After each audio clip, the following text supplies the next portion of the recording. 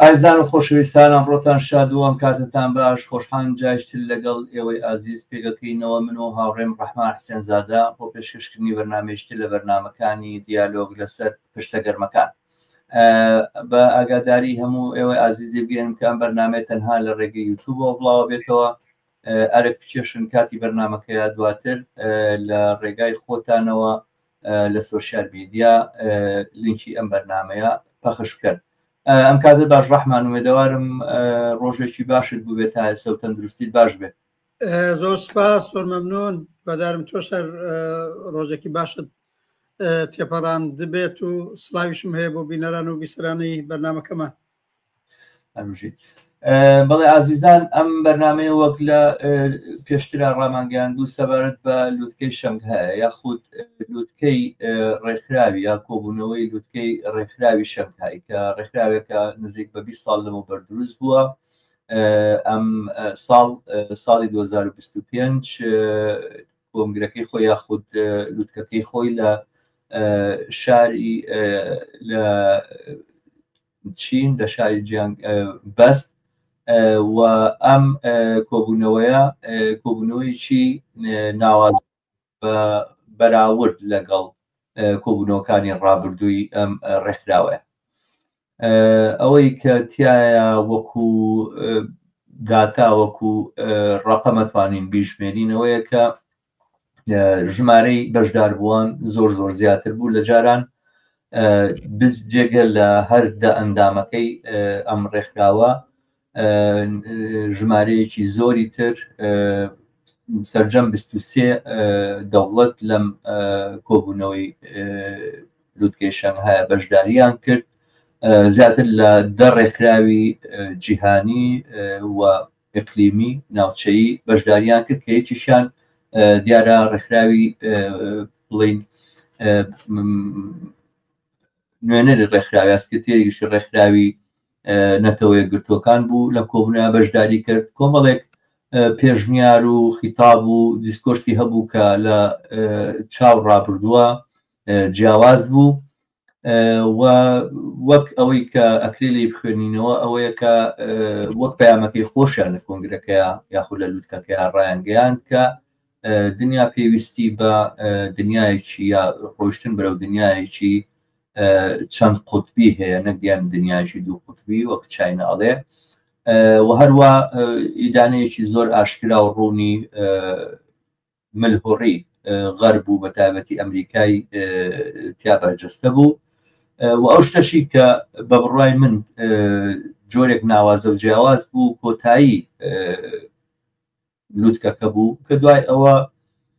بە سێقۆڵی هەر سێک وڵاتی رووسیا و چین و کۆریای شیمالی شایدی یاخود بینەری ڕژەیەکی سەربازی بوون یا خۆنیشاندانێکی سەربازی عەرزێکی عەسکەری بوون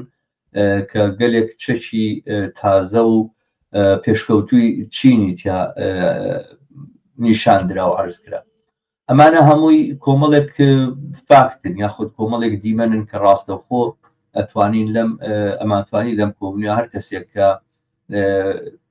ئەخبارەکانی بیستی بێت و هەواڵەکانی تاقیب کرد بێ ئەمانەی بیستووە. بەڵام جیاواز لەوە ئێمە لەم بەرنامەیەمانوێت لە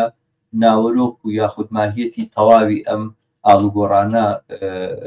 ورد ببینەوە کە ئەم لووتکەیە بڵین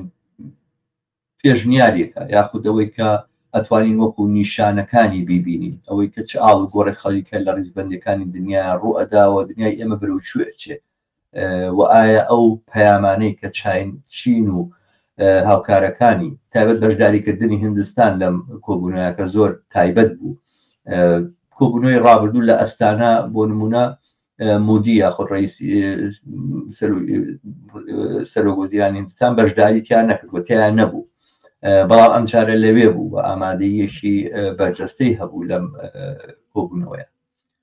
و هەر دیمەنی هەرسێک مودی و بوتین و سەرۆکی چین بۆ خۆی پەیامێکی زۆر ڕۆشنی هەیە کە ئەم کۆنگرەیە یاخود ئەم لووتکەیە چ مەبەستێکیەوە چ پەیامێک ئێوە بگەێنێ. پاشخانەکانی ئەمانە چین یاخود بڵین لێکەوتەکانی ئەمانە چین و وردبوونەوە لەلایەنە جۆر بە جۆرەکانی ئەم لوتکەیە و ئەوانەی کە لەگەڵ خۆیان ئەیگەنێ بابەتی دیالۆگی ئەم ڕۆمانە لەگەڵ ئاوڕێ ڕەحمان حوسێنزادەیە. ئاو ڕەحمان پێشێکیشی کورتم باس کرد من کاتێم بە تۆ چۆنت بینی ئەم لوتکەیە و پێت وایە چۆنیەکرێ بخوێنرێتەوە و چۆنەکرێ لە بڵێن پەیامەکانی ورد ببینەوە ئایا مژدە یاخود هەڕەشەی چیمان لەگەڵ خۆیان بۆ هێنێ دنیایمە بەرەو کوێ چێ ئایا ئەم کۆبوونەوە یاخود ئەم لوتکەیە وەکو گەلێک پێیان خۆشە بیبینن پەیام و مژدەیەوەمانەدا تێکەیتر ئەمریکا کۆنتترۆلی بەسەر دنیا نامێنێ چین و ئەو وڵاتانەی کە لەگەڵی هاوپەیمانن ئەتوانن باڵانسی هەست لە دنیا ڕابگرن و دنیا بەرەو ئایندەیەک برن کە ملیۆڕیتیانە بێ بە جۆرێک لەو بابەتی کە باسەکرێ یاخود شتی ترە پێم خۆشە فەرمی بفەرمی. بەڵێ تۆ دیارە پێشێکێکت کورد زۆر فاکتت باس کرد کە من لەگەڵیان هاوڕایم وانە دووپات ناکەمەوە بەڵام با من جملەیەکی مەشهورەیە با من قسەی ئاخرم ئەوەڵ بکەم ئەوەیە من پێما بێ ئەوڵان ڕووداوێکی زۆر گرنگی جیهانی بوو ڕووداوێکی زۆر گرنگی جیهانی بوو لە ئاڵوگۆڕەکانی جیهان لە ڕیزبەندیەکان لە کێشمەکێشێک کە بینی ئەمریکا و بلۆکی غەرب لەگەڵ ئەم قوتبە کە خۆیان بە شەرق چین و شەرق ئەناسێنن. من قسەی ئاخرەکەم ئەوەیە خودی شی جینپینگ لە قسەکانیا دەیکوت ئێمە بێ لە جیهانی تەگڕەوی ئێمە لە فارسەکەیان منەوەی ئەدەبیاتەکەم خوێندە تو یەک جانبە گەرایی بڕۆین بەرەو چەند جانبە گەرایی یا چەند لایەنی بەڵام هەر لە ئێستایەوە دیارە ئەو گۆڕانە هەیە لە گۆڕانی یەکلایەنیەوە دنیا هەر ئێستا لەو پرۆسەدا لەو حاڵەتی یەکلایەنیەی کە فقط ئەمریکا قدرەتی ئەوەڵ و ڕەس و داهێنەری هەموو شتێک بێ کە بە تایبەت دوای تێگڕمانی بلۆکی شەرق بۆ ماوەیەکی کورد ئەمریکا ئەو ڕۆڵەی پەیدا کرد بەنظرم ئێستا اتفاقاً بەرەو چەند لایەنی ناڕوات من بۆ یاڵم قسەیە بەرەو دووبارە دوولایەنیەکی جیهانی کاپیتالیستیە ڕۆین ئەویژەوەیە بە تۆری واقعی لە ڕاستێکە فعلەن کەماکان ئەمریکا هەیە هاوپەیمانانی غەربیز بەڵام مشکلەکە ئەوەیە خودی ترامپ لەگەڵ هاوپەیمانانە غەربیەکەشی زۆر کۆک نییە کەەوە بە قازانجی چین و ئەم بلۆکەیە لەم لاوە بە نظرم ئەم لوتکەی ئەم جارەی شانکایی و ئەو ڕێژەی نظامی کەدرا باشکرا دەری خست ئیتر چین هاوتای هاوپەیمانەکانی لە نێو شانکای نییە زۆر ڕۆشن بوو هەر لەم لوتکەدا هەر لەم ئجراسی شانکای ئەم جارە و بەتایبەت بە ڕێژە نظامیەکە نەکەرەوەی چین خۆی ئدعا بکە بڵێ من ڕێهبەری ئەم بلۆکەی ئێوە بە نظرم بە پوتین و رووسیەوە کە لەوێ بوون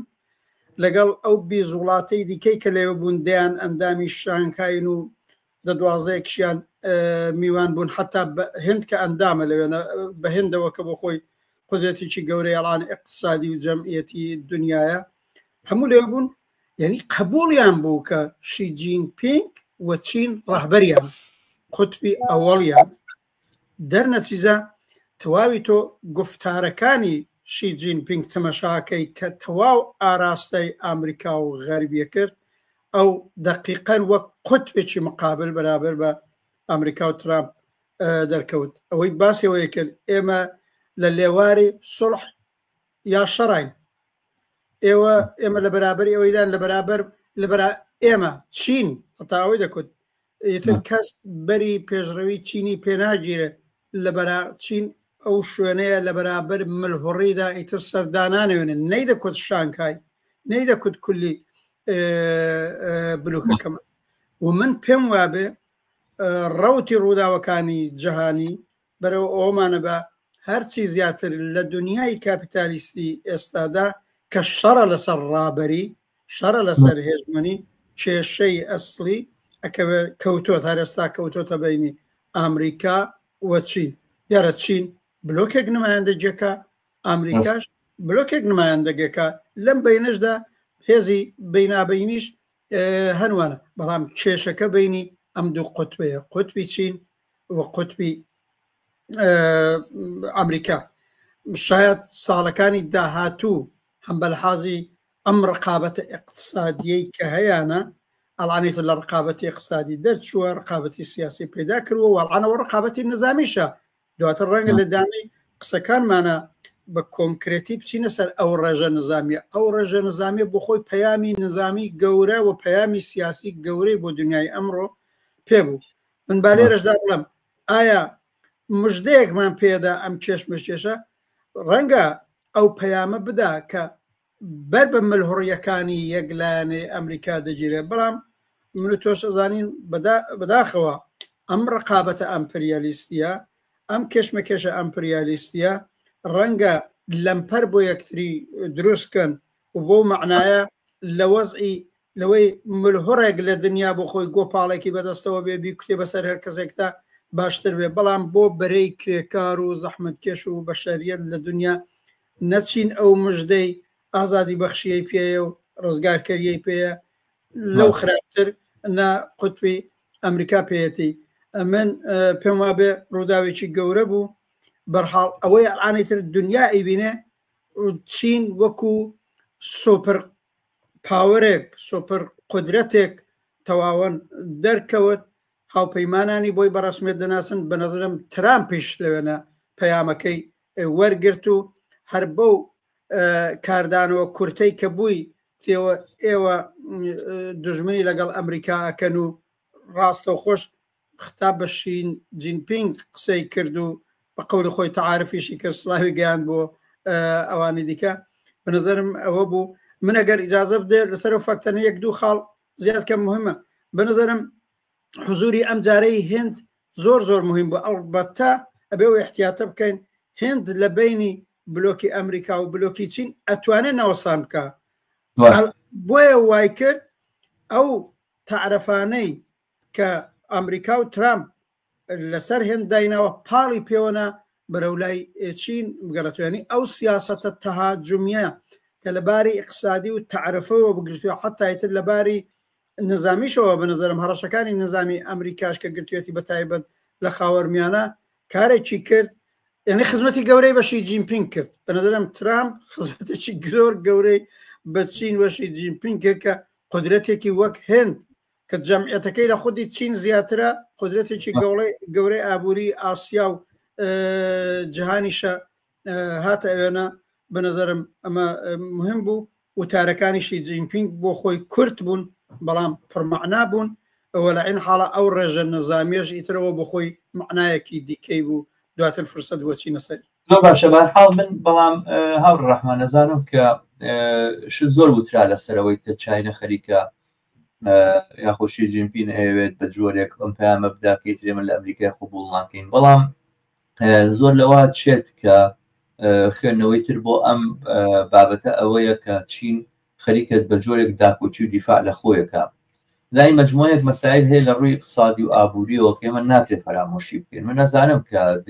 دنیای ڕابردوو نەماوە و دنیای بڵین یەک قوتبی ئەمریکا من پێم وایە هیچ کاتێک بەو ئەندازەی کە باسەکرێ و یەک قوتبی بێ و ئەمریکا هەموو شتێکی بۆ ئەنجام دراوێ یاخود بەبێ باج هەموو شتێکی بۆ چوو بێتە سەروانە هیچ کاتێوان نەبووە هەموو زانین کە جەنگی عێراق بەچوە گەیشت جەنگی ئەفغانستان بەچوە گەیشت لە لاوازیەکانی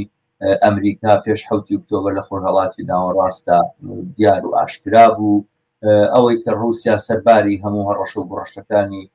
ئەمریکا توانی پەلاماری ئۆکرانیا بدا بەشێکی زۆری خاچی ئۆکرانیایی داگیر کردووە ئەوەی کە لە 2014 کرێمی داگیر کردووانە بە جۆرێک ئێستا ئەمریکا مەجبور بۆ قبوڵی کاکە ئەو داگیرکردنە ڕەوایەوە ئەبەشەکە لە رووسیا تازە کەس باسی نەکات وەسەن لەسەر مێزی گفتوگۆ نیە ینی ما نەبوو ئەمریکا مەسەلەن یەکە تازەی مەیدان بوو بێ بۆ جۆرە بەشێک پێیان خۆشە تەبلیغ بکەن هەمیشە و دایم ئەمریکا لەگەڵ چالنج و کێشەی گەورە ڕوبەڕوو بووە خودی ئەو شەڕێکە لە عێراق ئەنجامدرا لە ساڵی 90 بۆەوە بوو کە ئەم دۆخەی کە ئەمریکا هەیبوو لە دوای ساڵەکانی 2000ەوە دوا بکەوێت بەڵام ئێستا ئیتر ئێمە لە ڕۆژگارێکی تراینوە ئەوە ئاشکرای ئەبینرێ کە دنیا ئەتوانین بڵێن خەریکە کۆتایی ئەو دنیا یەک قوتبیەیە ئەو یەک قوتبیەکە من وتم تەحەفوزم هەیە لەسەر ئەو مەسەلەیە ئەو دنیا یەک پۆڵیە و یەک قوتبیە خەریکە کۆتایی پێدێ نهایەتی دێت و ئەوانە وە سەرەتاکانی دروستبوون دنیایەکی دوو قوتبی وەکتوڵی یا چەند قوتبی لە دنیا ببینین و ئەوانە ئەمەی کە لە ئەم لووتکەیا بینرا ئەوە ئاشکرا بوو بەڵام کۆمەڵێک کێشە هەیە لەم بینەیە کە ئێمە زۆر جار لێکدانەوەکان زۆر ینی بڵێن ئەو پەرگیرە بن مەسایلێک هەیە لە بەرچاوی ناکرن هەر ئێستا هاوڕە ڕەحمان لە وادی سیلیکۆن یاخود لە دۆڵی سیلیکۆنی ئەمریکا ئەو شەریکانەی لەوێن ئەو کۆمپانیان لەوێن مقداری سەرمایەکانیان و ئەوەی بەرهەمی دێنن ئابوووریەکان بەگشتی 4 تریلیۆن و نیو دۆلارە ماشە تەواوی اقتصادی چین زائیدەن تەواوی اقتصادی ئەوروپای غەربی ئەوانە ناگاتە بژمانی یعنی ئەمە قودرەتێک و توانایەکی اقتصادی و ینی زۆر زۆر گەورەیە ئەمریکا لەم تاریفانەیە لەم بڵین بوومرگانەیە کە قسوێتە سەر دنیا و ئەوانە خەریکە سوود لە ڕاستیە وەرئەگرێ کاویش ئەوەیە ئەمریکا سەرباری ئەوەی کە 5 لە سەدی جەمعیەتی دنیا پێک نایێنێ هەر ئەمڕۆ بەڵام لە 125 بازاری دنیا لەلای ئەوە ینی ترامپ خەریک نییە بە تەنها بە تەکنەلۆژیا و بە کۆمپانیەکانی بۆوانە بە بازارەکەی خەریکە شەڕ لەگەڵ سەرمایهداری دنیایەکە بەشێک ئەم بڵین سیاسەتانەی کە ترامپ گرتوێتێ پێش و هەوڵی گوشارهێنانە بۆ سەر دنیا و ئەمانە کارێکی کردووە کە دنیا سەر تاپای دنیا لەگەڵ قەیرانێکی زۆر گەورەیە بەرەو ڕوو بێ بەڵام لە پێش هەمووانەوە ئەوەی کە پێی وترێ کارگەی دنیا کە چینەیە ئەو لە هەموو وڵاتەکانی تری دنیا زیاتر شکەنەندەترە ینی چۆن بڵێن ماڵەکەی چین لە شوشە دروست کراوە ینی چین جۆرێک ئەتوانێ ئابووری خۆی پێش بخات و جۆرێک ئەتوانێ لەم پرۆسەی گەشە سندن و پەرەسەندنیا بەردەوام بێ کە ئێستا هەیە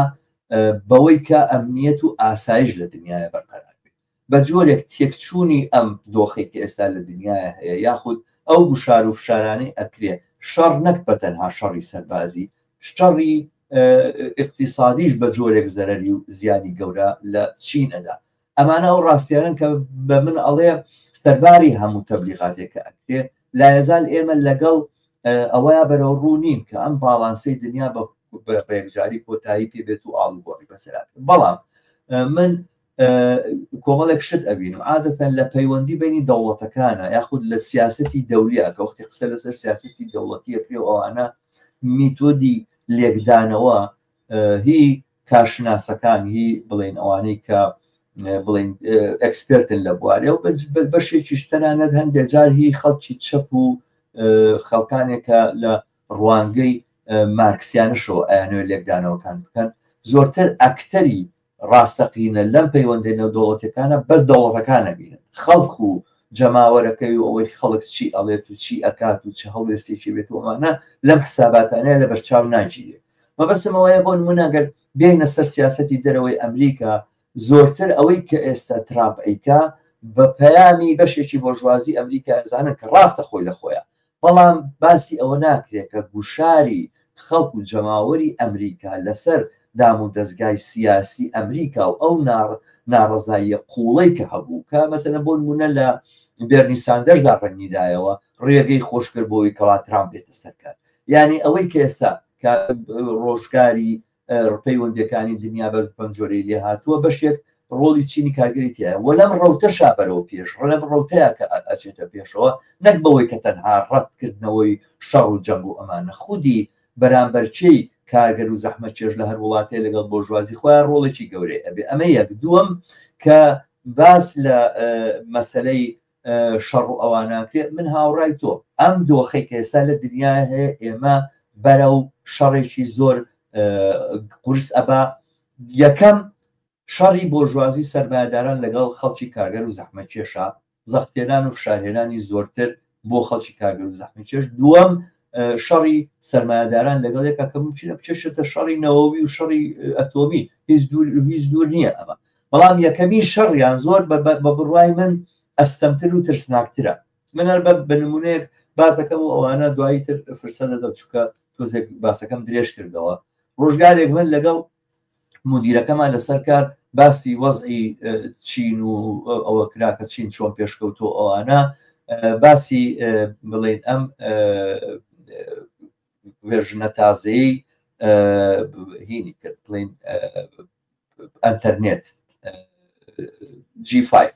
G5 ئەمانە فێمجی لە هەردوو هینا بڵێن لە هەردوو وڵاتە سوید ئەرێکسۆن و کۆمپانیایەکی سینی هاوکات لەسەر ئەم مەسلەیە پێشکەوتن ینی ئینیانە کرد بەحسیانە کردووەوان ئەوانەی چین پێشکەوتن و کردیان جابودیەکەم باس پێ کرد کە لە چینەکانیان پرسیوە بۆچی واتان کرد لە بوتە لەبەرەوەی ئێمە لە کاتی پاوسەکانی ئێوە شار ئیشمان کرد بە جۆرە پەیامێکە لە چاینەوە دێ ئەوەیە ئەبێ کارگەر و زەحمەتکێش بڕەتێنی بۆ بڕای من ئەوەی کە لەم بەرامبەرچەیە ممکنە لی بەرهەمبێت و ئەوانە زۆرتر لە خەتەری شەڕی ئەتۆمی ئەوانە شەڕێکە کە سەرمایه‌داری لە دنیاە بە کارگەر و زەحمەتکێشی فرۆشێ بۆ ئەوەی فریای چاینە بکەونەوەوانە ئەوروپا ئەبێ سیستەمەکەی بگۆڕێ ئەمریکا بێ سیستەمەکەی بگۆڕێ ئەبێ گوشاری زۆرتر بە خەڵکی کارگەر بێنن سعات کار زیاد بکەن مافەکان کەم بکەنەوە کە ئێستاش دەستیان پێ کردەوە کار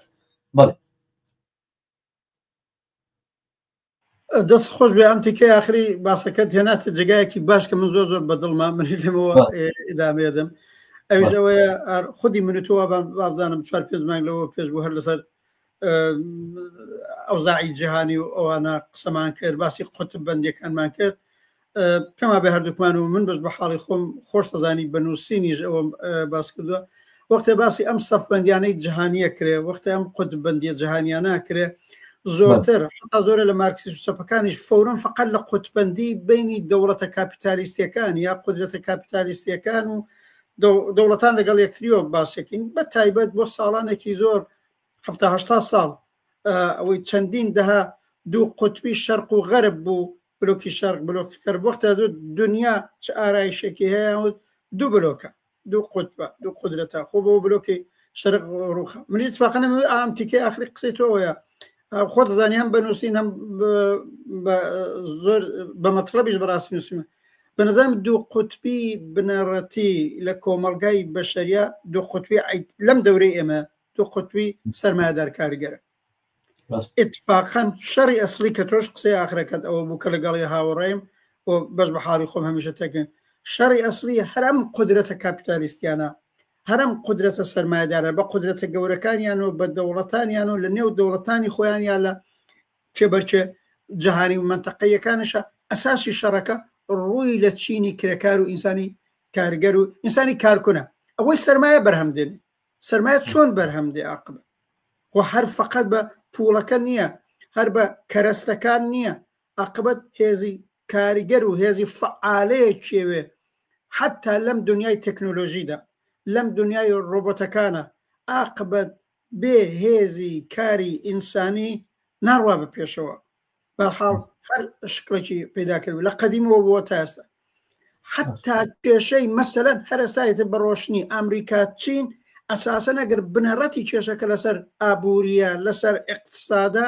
بۆ ئەوەیە لە ئاستی دنیاەدا هەر کامەیان دەستباڵا پەیدا کردکەن لە کۆکردنەوەی سەرمایە لە کۆکردنەوەی سوود دەوڵەمەندتر بەهێزتر قودرەتی چین دایناوە لە 20 ساڵی ئایندەدا قودرەتی یەکەمی اقتصادی دنیا بێ یعنی هێزی بازووی کاریگەری کە ئەبێ بە سەرمایە بچێتە گیرفانی دەوڵەتی سۆپەرپاوەری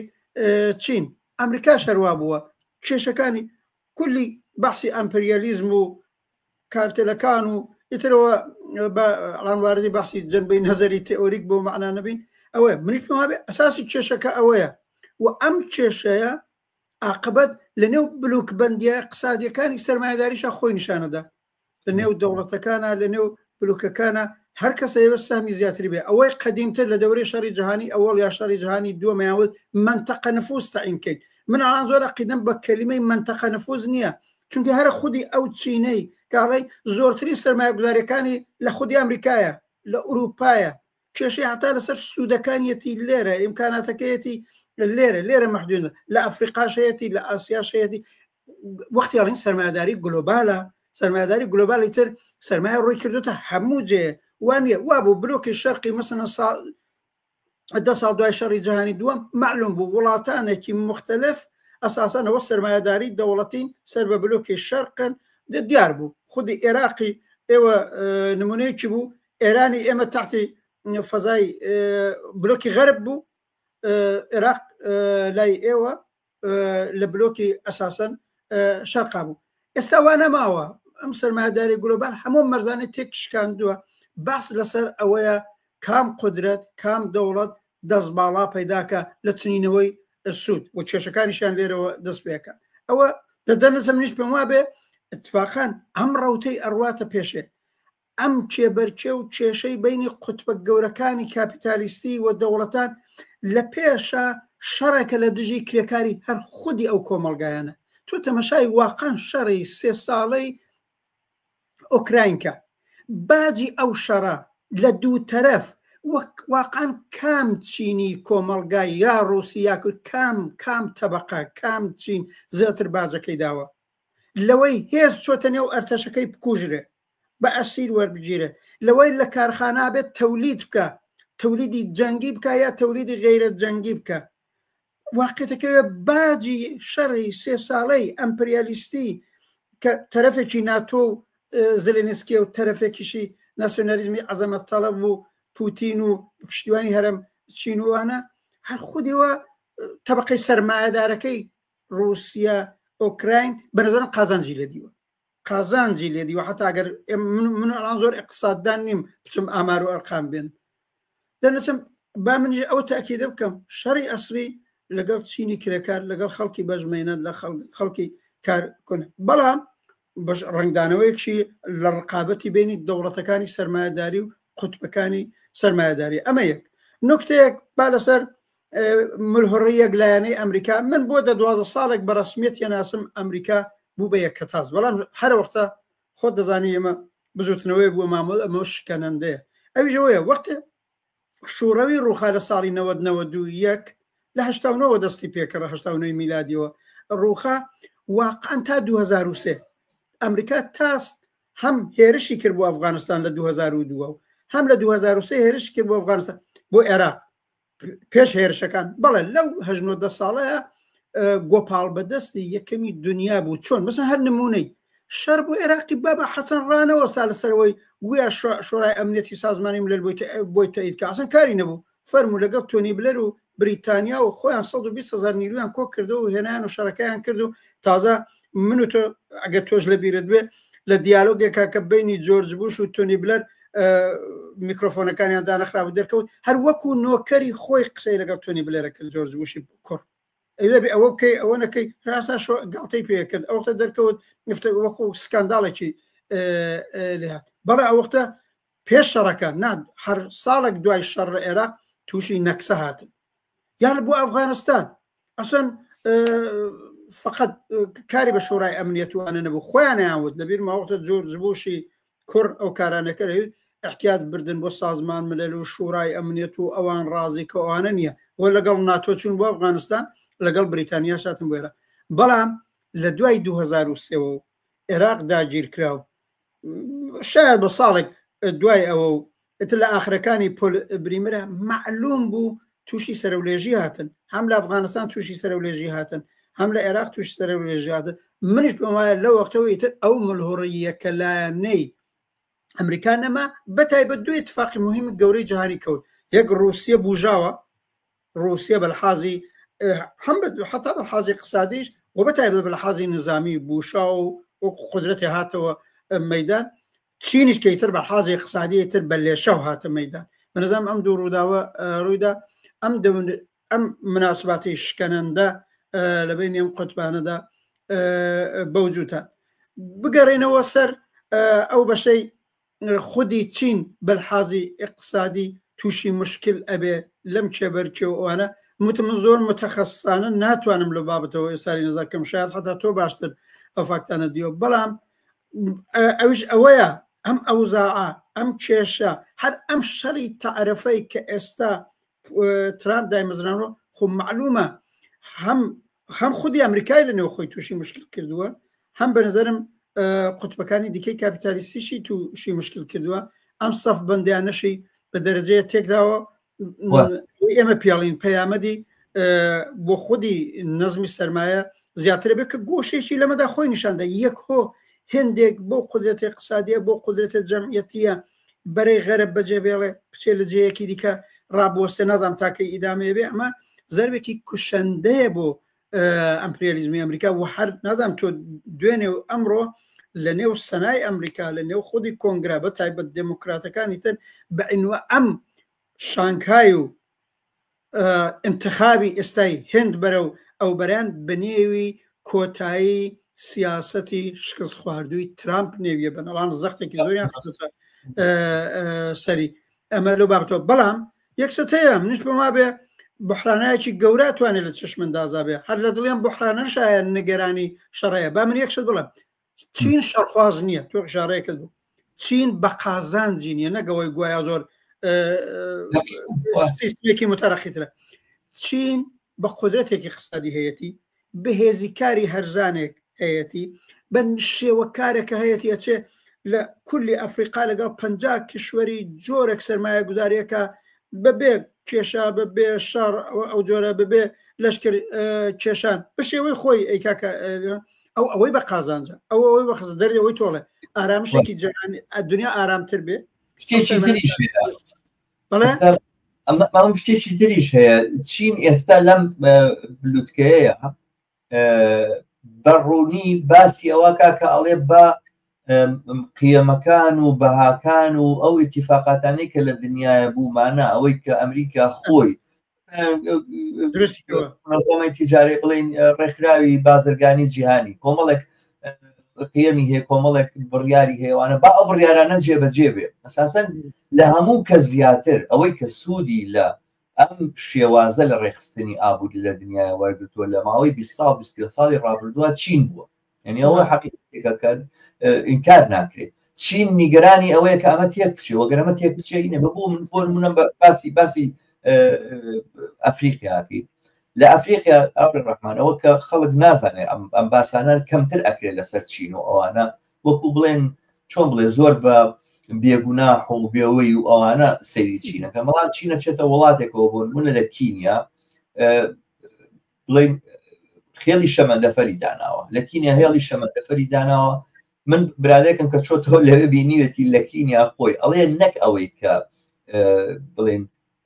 شەمەندەفەرەکە لیە خوڕەوەوانی کاریکیاکەن ئەوەی کە بلیتەکەش بەڕێ خەڵکی چاینەیە خەڵکی چینە خەڵکی کینیا دانامەزرن لەوێنجا چیشی کردو ئەمە بە قەرزێکە ئەم قەرزە مدەتێکی دیاریکراوی هەیە ئەگەر لە مدەتە دیاریکراوەیە توانی وڵاتەکە قەرزەکە باتەوە ئیاتەوە ئەگەر نەیتوانی قەرزەکە باتەوە ئەو وڵاتە ئەبێ پارچەیەک لە زەویەکەی خۆی بۆ نمونە لە کینیا مینایەکی دیاریکراوە ئەبێ ئەو مینایە خوددا و بەندەرە پێشکەش بە چین بکات تربی خاتە دەرخیاری چینەوە ئەمە لە بەرامبەر قەرزەکە هەیەی ئەوەی کە ئەم بڵین جۆرە پەیمان نامانە ئەپارێزێ ئەو بڵین سیستەمە دنیایەیە کە ئەمریکا دروستی کردووە یعنی مەبەستمۆیە چین بەرەنگاری لەگەڵ هەیمنەی ئەمریکایەکە بەڵام ئەو تێڕوانینە لەسەر چین کە ئەمە قوتبێکە هاتووە و جاوە خۆشیانەڵێنێ قسێکی ئاوایان کردو پێشترەوەوانە بە حساب 10 ساڵی تر کۆمونیزم لە چینەدا ئەمەسرێ نەدەم تۆ بیستوەیان نامە لە بڕیارنامەکانی حزبی کۆمونیستی چینایە کە ئێمە دوای 10 ساڵی تر ئەگەینە موشتەماعی بڵین وەفرە یاخودکای زەوەندی کەیتر کەمی و کێماسی لە شتێکان نابێت لەبەرەوە ئێمە لە سۆشیالیزمەوە ئەچین بەرەو کۆمونیزم 2035 پێم وابێ دایان نابوویتر کۆمونیزم تحقیقا بێت لە چینە نەکتەر هاش سۆشیالیزم ئەچین بۆ قۆناغێکی باڵاتر کە ویژ یەکسانی ڕاستەقینەیە و دەستڕاگەشتنی خەڵکە بە هەموو شتێکەوەمانە زۆر لەم بابەتانە ئەوترێ زۆر جارباسی چینەکرێتەوەوانە وەکو وڵاتێکە لە سیاسەتی نێودەوڵەتیە شەڕخوازنیە ئیناکە لە مەسەلەی بڵێن فەڵەستینە زۆر جاکە دانیشی لە مناقەشە من خۆم لە سویدا تووشی ئەوانە بووم لەگەڵ چەکی سویدیا دانیشتما بە ئەوە نییە کە چین کارێکی کردووە کە ناهێڵن بەهۆی تیکتۆکەوە ناهێڵن ئەم کوشتارێک کە لە غەزەیە بێدەنگ بمێنێتەوە من چوم خۆم سێرچە کردووەوانە خۆم گەڕام مقداری تیجارەتی چین کە بە تایبەت لە بواری تەکنەلۆژیایەوە لە بواری مەسایلی اقتصادی ئەوانەیە لە گەڵ ئیسرائیلە لە ساڵی 2024 لە چاو ساڵی 2023 لە 100 چوو بۆ پێشەوە یعنی لەو کاتەیە کە ئیسرائیل خەریکە لە غەزە کوشتارەکە چین باشترین ڕەوابط و پەیوەندی ئابووری لەگەڵ ئیسرائیلە هەیە نە بلۆکی سەر نە بڵێن مقاتەعەیەکی کردو وە خەریکە سوود و قازانجی لێ ئەکا یعنی ئەم دیمەنە لە چین و لە بلۆکی تر کە بەداخەوە بەشێک ینی لە داماویە دیارم نتوانم بڵێم لە داماویە بەشێک لە چەپەکان دامەنگیری ئەوە بوون کە ئیتر مەگەر چین ڕزگارمان بکە مەگەر ئەم دووبەرەکیەکە لە دنیای دروستە بێت ئەم دوو قوتبێ دروستە بێ ئەمانجارێتەوە بیرتان دێ لە کاتەکانی پێش ساڵی 90ەکە دوو قوتبیەک هەبوو لە دنیای ڤێتنامی توانی ڕزگار بێ نازانم چی ئەیتوانی وا بکە وڵاتانی ژێردەستیان توانی بەرەو اقتصادێکی باشتر بڕۆن و پێشکەوتنێکی ئابووری ڕووبات و گەشانەوە هەبوو نازانچی هەبوو مەجای شۆڕش و ڕاپەڕین و ئەوان هەبوو لە بەرامبەر سەرمایه‌داری و لە بەرامبەری پیالیزم ئێستاەوە مەجالە نەماوە لەبەرەوەی دنیای یەک قوتبیە ئەگەر ببێتەوە بە دنیا دوو قوتبێکی جاران وەکو دنیای جارانی لێتەوە ئەوەیان بیر ئەچێتەوە کە هەر چیەک بێ دنیای دوو قوتبی ڕابردوو قوتبێکی ناوی لە خۆی نابوو سۆشیالیزم ناوی لە نابوو نوێنەرایەتی ئایدۆلۆژیای مارکسیزم لینینیزم باسی دنیای بێچین و چەوسانەوەیە کرد باسی دنیای زەوەندی و کۆمونیزم و نەمانی دەوڵەت و نەمانی سنوورەکان و دنیای یەک دنیا بە یەکەوە و ئینسانەکان برای یەکترن و نەتەوە ژێردەستەکان نابێت بینکرێت ئێستا کامە لەمانە چین و رووسیا نوێنەرایەتیەکەن رووسیا لە وەسایلەکانی بڵین شەڕکردنیۆمانە گەڕاوەتەوە بۆ قەرنی 17 و قەرنی 16 کاتی خۆی کە بەریتانیا بۆ نمونە هینی هەبوو شەریکاتی هەبوو شەریکی هندی شەرقی هە شەریکێکی تایبەت بوو ئەسکەری تاعینە کردووەوانە و بڵێن ئەوانە گیرەخۆری تاعینە کرد کرێگرتەی تاعینە کردووەوانەوە چوو وڵاتەکانی پێداگیرە کرد ڤاگنەر کە عەسابەیەکی رووسیا هەر ئەمەیە رووسیا خەریکە گەڕاوە بەم ئەم وڵاتانی دەوروبەرەوە ئەمانە لە هەموو شوێنە خەریکە سەرباز ئەبە بە پارە ئەیانبا بۆ شەڕ لەگەڵ ئۆکرانیایە شەڕیان پێکان لەگەڵ ئۆکرانیا ئەمە ماهیەتی رووسایە هیچ جەنبەیەکی ئازادی خوازانە یەکسانی خوازانە لە قوتبی بەرامبەران نییە تا ئومێدێکی ئەومان هەبێت کە ئەم دوو قوتبینە من بۆیە لەسەر ئەم مەوزوع قساکەم چونکە ئازانم ئەمە بەشێک لە لێکدانەوەکان و بەشێک لە دڵخۆشیەکانی هەندێک بڵێ ناڕازی و نیگەران لە کاپیتالیزم سەرمایه‌داری دنیا ئەوەیە کە چین دێتە مەیدان و کێشەکانمان بۆ حەل بێت و ئەوانە و دنیا تۆزێک باڵانسێکی تێکە ئینسان دەتوانێت هەناسەیەک بکە بە بڕای من ڕێک پێچەوانەکەی ڕاستە ڕێک ئەوە ڕاستەکە خەریکە غەرب و ئەمریکا و ئەوانەش مەجبورن چاو لە چین بکەن هەر ئێستا باسەکە بێتە باستی ئەوە کە ئەمریکا لە بەرامبەر ئەم قوتبەی کە خەریکە چین نوێنەرایەتیەکە و ئەوانە شکست دێنێ ئەو وەختە ڕۆ کاتەسەر کرێکار و مەدارەکانی وڵاتەکانی خوانەوانە ئەگال لێکە کرێکاری چینی چەنێ کارەکات و چەنێ بەرهەمەهێنێ ئەوان لە بەسەرەن بۆ نمونە سیستەمێکی لە چاینا کە زۆر باسەکرێ ئەوانە 996 سعات 9 بەیانیەوە هەتا 9 شەو 6 ڕۆژی هەفتە ئەمە ڕۆژکاریانە نەک بە ڕسمی بە قانونی بەڵام ئەمە بە فعلی ئەمە ڕۆژکاری کارگەرێک و فەرمانبەرێکە کە لە چینا کارەکە بۆی کە بتوانێت داهاتێکی نییە بێەوەانە ئەبێ 72 سعات لە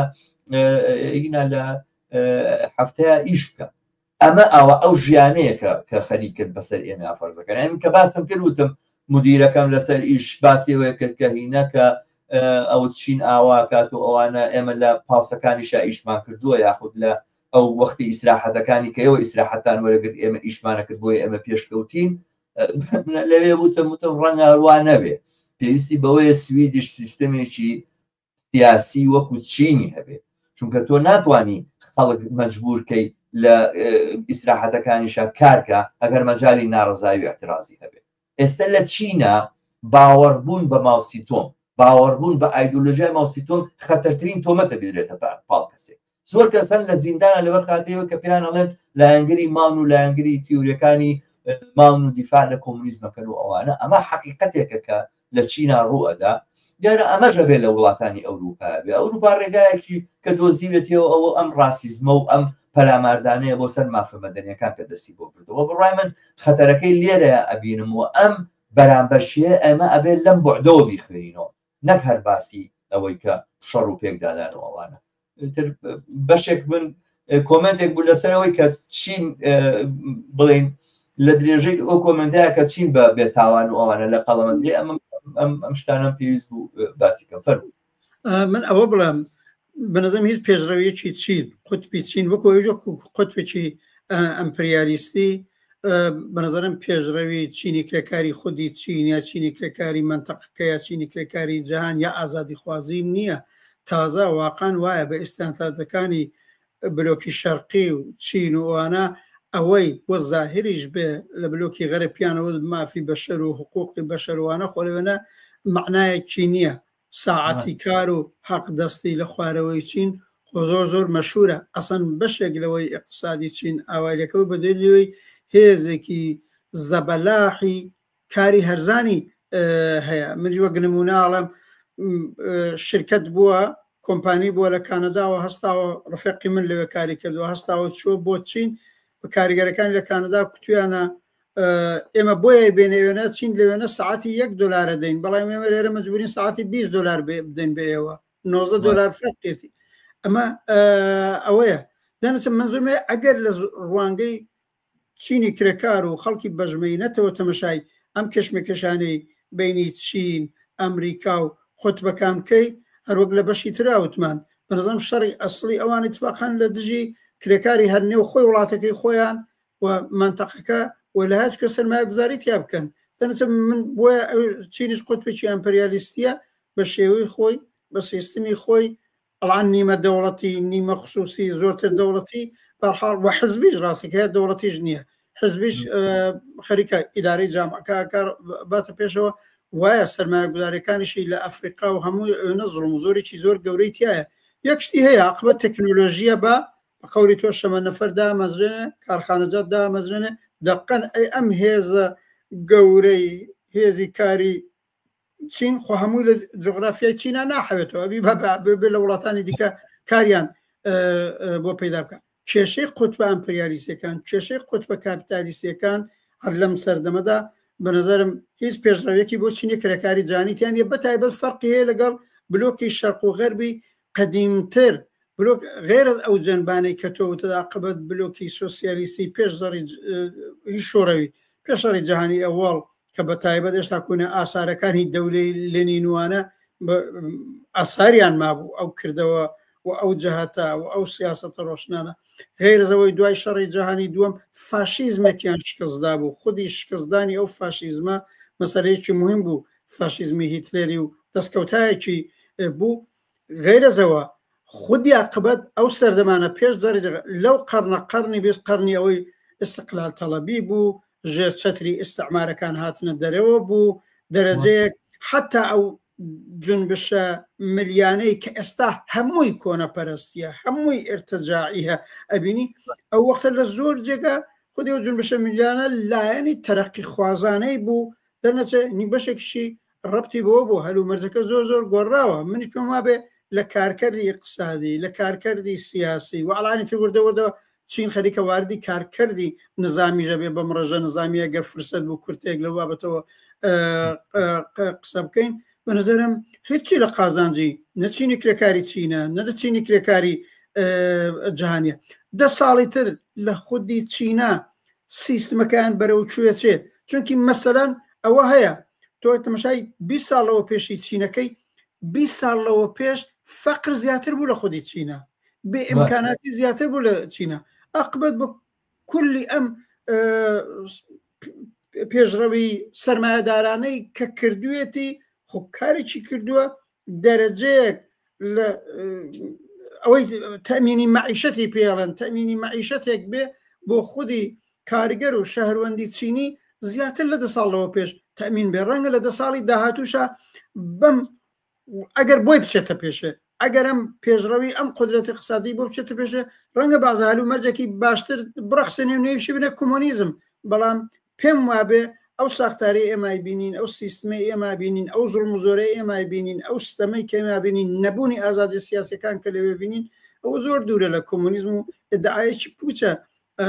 ئەوانەی کرد بەڵام عاقبەت لەم ڕقابەتەی کە ئێستا لەگەڵ ئەمریکاوانیان هەیە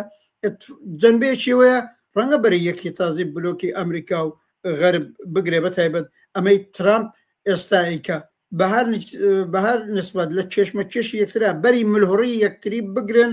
شاید کەم زەرەرتر بێ بۆ کۆمەلگای بەشەری تا ئەوەی یەکیان یا هەردوو لایەن ملهۆڕانە هەرچی چامپیان خۆش بێ بیکەن بەڵام واقعیەتەکەیەوەیە خودی ئەم کێشمە کێشە خەتەراتی گەورەتری بەدواوەیە من واقعەوە لێرە نظری شخص خۆ بەڵام عەقیدەم وایە ئەڵانە گەرە و ڕەژە نظامیش باسکەین اتفاقاً ئەوەی نیشاندا چینێک کە خۆی ئەپارێزێ لە شەڕی منتەقەیی حتا لە شەڕی جەهانی چونکی بە قازانجینیە بەڵام هەستی بەوە کردووە قوتبی مقابلی کە ئەمریکا و غەرب بێ بەرحاڵ بۆ ئەوەی بەری پێشڕەویەکانی اقتصادی چین بگرن و بە تایبەت چین ئەم تەرحەی بۆ خۆی داناوە تا ساڵی 2049 کە ئەبێتە 100مین ساڵی دروستکردنی جمهوری گەلی چین ببێ بە قودرەتی اقتصادی ئەوەڵ بە نەزەرم ئەمریکا و غەرب ئەوە تەحمل ناکە ئەوە تەحمل ناکە 100 ساڵ زیاتر چی 150 ساڵ عاقبەت ئەمریکا و بلۆکی غەربن قودرەتی ئەوەڵی اقتصادی دنیان بە هەموو شتێک کە تۆ نەزەرکەی بۆیان تەحمل ناکرێ عاقبەت من پێم وا بیرەکەمەوە دەی بە ڕقابەتی اقتصادی دەرەقەتی نایەن تەکنۆلۆژیە هێزی کاری ئەرزانە ئەم سەرمایە گوزاریان هەیە ئەڵان چۆ لە 50 وڵاتی ئەفریقای جەنوبی ئەفریقا کردوویەتی و کۆڵە بازاڕی دەستکەوتووە چیەکە غەرب و ئەمریکا چیەکەن هەمێت چینەوەی دەرە کردووە ڕەنگە بە باری نظامی بیانوێ بەری بگرن من پێم وابێ من ئەو احتمالە ئەبینم ئەو خەتەرە ئەبینم ئەم ڕقابەتی ئەڵان بینی چین و ئەمریکا قوت بۆتەوە نهایەتەم چێشێتە ڕقابەتی نظامی بچێتە شەڕی نظامی شەڕی بینی چین ئەمریکا لەم لە پرسیتە شەڕی جیهانیە شەڕی هەتا وەکو شەڕی رووسیا ئۆکراین نیە زۆر باشە با بچینە سەر باسێکی تر هەورە ڕەحمان ئەزانم کە بە هاوڕێانی ئازیز بڵێم کە ئەم بەرنامەیە لە کۆمنتە زەرورە بیلەمە و زانیاریەکان بەرنامە تەنها لە ڕێگەی یوتۆبەوە بڵاوبێتەوە بۆ کۆمەکردنمان داواکارین کە لینکی بەرنامەکە لە سوشیال میدیای خۆتان بڵاو بکەنەوە کۆمەک بە کەناڵی هیواەکەن لەوە بە شیش بەرنامەکانی کەناڵی هیوا هەمووی لە یوتوب بڵاو بێتەوە جگەلەوە ئەگاداریش ترەوەی کە دوای ئەم بەرنامەی ڕاستەوخۆ بەرنامەیەکی تر یاخود لایڤێکی تر هەیە لەگەڵ هاوڕێنە بەس خالیدا لە سلێمانیەوە سەبارەت بە کوردستان و سلێمانی لە دوای ڕووداوەکەی لالەزار پێکەوە سەبارەت بە لێکەوتەکانی ئەو دۆخە و ئەوەی کە چ ڕووداوە لە کوردستان قسە بکەین ئەو ماوەی کەماوە هاوڕێ ڕەحمان پێم خۆشە سەبارەت بە کاریگەری ئەم جۆرە یاخود کاریگەری کورن پێکهاتنی ئەم تەشکیلەیە و ئەم ڕێکخرا و دروستکردنە لەلایەن چین و ئەم قوتوببندیە کە چین خەریکێتی و جگەلەش بە تایبەتی ئەم کۆبوونەوەی لووتکەیە لووتکەی شەنگهای یا ڕێکخراوی شەنگهای لە چین لەسەر خۆرهەڵاتی ناوەڕاست و ئەو ڕووداوانی کە لێرە ڕۆدا جمهوری ئیسلامی لێبوو تورکیای لێبوو ئەگەرچی جمهوری ئیسلامی زۆر بەلاوازی دەرکەوتوەوەوانە وەڵام خودی بوونی لەوێ و ئەوەی کە پێم وابێ ئەندامیشە ڕسمیە لەم 4 ساڵ پێشەوە ئەندامە کاریگەری ئەمە چییە بێ لەسەر ئەم دۆخی ئەم ناوچەیە ئایا ئێران دەتوانێت بە پشتیوانی چین ڕوبەڕووی ئەمریکا بوەستێتەوە و ئەمە دۆخێکی وا دروستکە کە ئەمجارە ئەمریکا ناچار بێ مەسەلەی ئێران یەکلایی کاتەوە یا ئەمە بەر بە جەنگ و ئەواناگریا بەرەو جەنگمان نەبە بەرحاڵ 5 دقەیەکمان ماوە بۆ ئەم بەرنامەیە من ئەمە بۆ پرسیارێک تەڕکتار هەم کرد کە فەرمی وڵات من بە هەر بە کورتی یەک دەخاوە بڵێم ئەم ئیجلاسی شانکای کە 2001 تاوجێ من لە بیرم بێ بە وجودات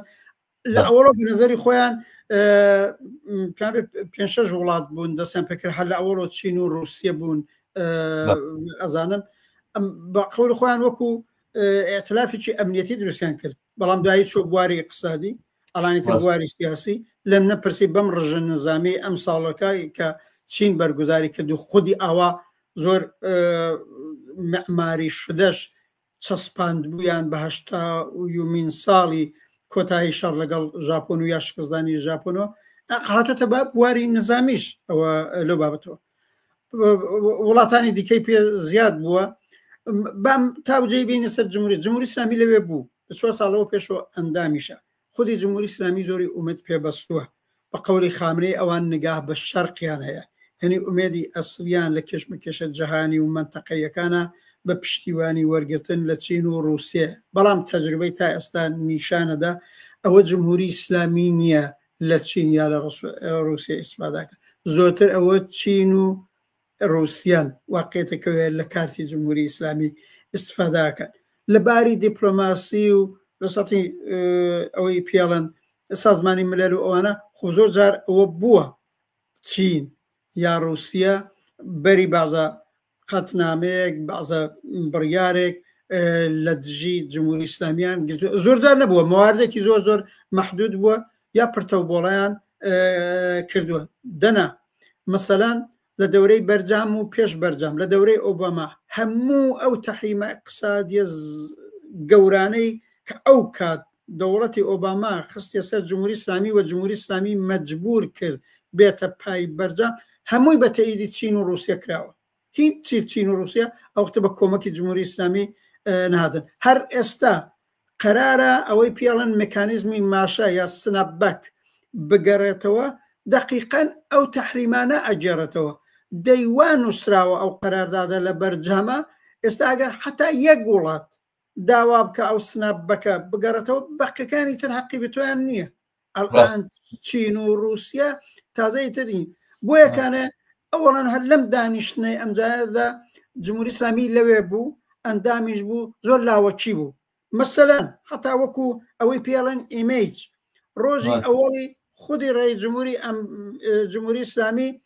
بە درەنگانە گەیشتە ئەوێنە ئەوەی پێڵەن لە نمایشی ئەوەڵ یانە و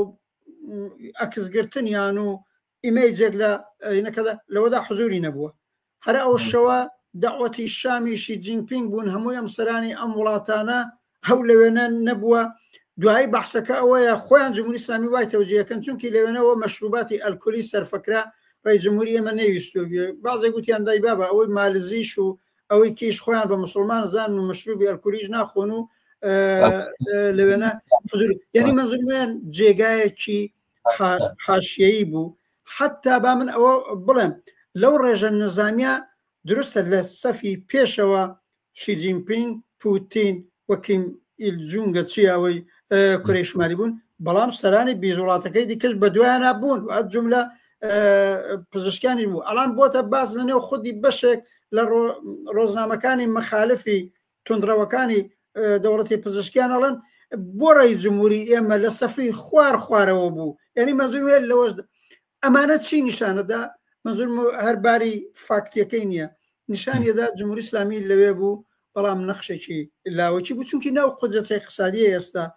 نە ئەو وەزنە سیاسی هەیە لەو بابەتەوە بەتایبەت دوای ئەم شەڕی 12 ڕۆژەش دەرکەوت بەلحازی نظامیش زەعیفە ئەگەر جاران چین یا رووسیا حسابێکی دیکەیان بۆ کرد بەلحازی نظامی لەمەش داوە دەکەوت نەخشێکی هینی بوو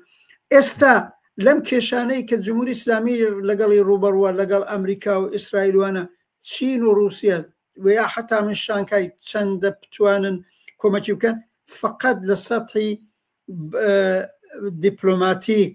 قسەی دیپلۆماتیک مەسەلەن هەر لێرە وەزیر خارجەی ئەمریکا رووسیا چین ئیعلامیەکیان داوە ئەو حملەکان بە جمهوری ئیسلامیان محکوم کردووە یا وتویانە ئەم سنەبەکە نابێ بگەڕێتەوە بەڵام تەسیرێکی نییە بۆ یەکانێ من پێم وابێ زۆر فریای ناکەوێت ئەو بۆ تەواوەکەم بەڵام لەم دەورانی تەحریمەدا لە دەورەی بە تایبەت دەوڵەتی بایدنە چین زیاتر قازانجی برد لە نەوتی ئێران نەوتی ئێرانی بەهێزان دەستکەوت و خوب دیارە جمهوری اسلامیش بە دەلیل و تەحریمانی لەسەرەتی ئەگەر نەوتەکەی بەنیوە قیمەتیش بفرۆشێ ئێستا کوێ احتیاجی پێی بووە نیازی پێی بووە تەنیا جێگایەکە لێی ئەکڕی چین بووە چین تا ئەو جێگای قازانجی اقتصادی بێ بە قەولی کوردیەکەی جمهوری اسلامی ئەدۆشێ بەڵام بەلحازی نظامی بەلحازی سیاسی ناتوانێت زۆر کۆمەکی بکە بۆ هەرو نمونەی کەوتۆنێتەوە زۆرترین سەرمایە گوزاریەکانی اقتصادی خودی چین هێشتا لەگەڵ وڵاتانی غەربیە لەگەڵ بلۆکی غەربە دەرنەچەند چین قازانج و بەرژەوەندی خۆی لە خودی ئوروپا لە ئەمریکا لە ئیسرائیل ئەو تۆ وەک فاکت باست کە چەندە بە قازانج جمهوری اسلامی لەگەڵ جمهوری اسلامی نایگۆڕێتەوە چونکی میزانی سەرمایە گوزاری چین لە ئێران حتا محدودتر لەوەیە کە لە ئیسرائیلەیکە. زۆر ڕاست زۆر باشە ڕەحمان بەرحاڵە بێ بەرنامەکەمان لێرە کۆتایی پێبێنین بینەرانمان ئاگادارەکەینەوە کە لەگەڵمان برن لە ڕێگەی کەناڵی هیواوە هەر لە یوتیوب ئێستا کەمێک